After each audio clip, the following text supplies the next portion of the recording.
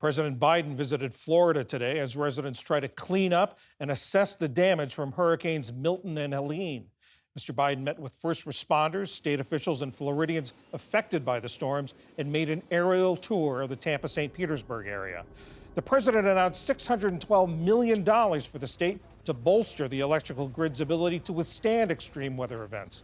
And Energy Secretary Jennifer Granholm said she expects the majority of Floridians to have power restored by Tuesday. That's less than a week after Milton made landfall. Vice President Harris was in North Carolina today. She held a rally at East Carolina University in Greenville and attended a church service where she criticized the people spreading disinformation about federal hurricane relief, including former President Trump. Instead of offering hope, there are those who are channeling people's tragedies and sorrows into grievance and hatred. And one may ask why, and I think sadly, frankly, the motives are quite transparent. To gain some advantage for themselves.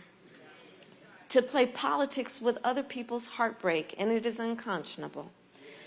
Now is not a time to incite fear. On Fox News, Trump said that as president, he'd use the military to go after what he called internal enemies. We have two enemies. We have the outside enemy, and then we have the enemy from within. And the enemy from within, in my opinion, is more dangerous than China, Russia, and all these countries, because if you have a smart president, he can handle them pretty easily. I got along great with all. I handled them. And on Saturday, a Nevada man with loaded guns was arrested outside Trump's rally in California.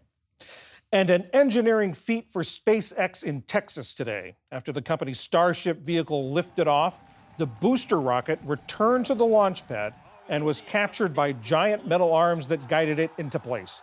The achievement brings SpaceX closer to its goal of developing a reusable rocket.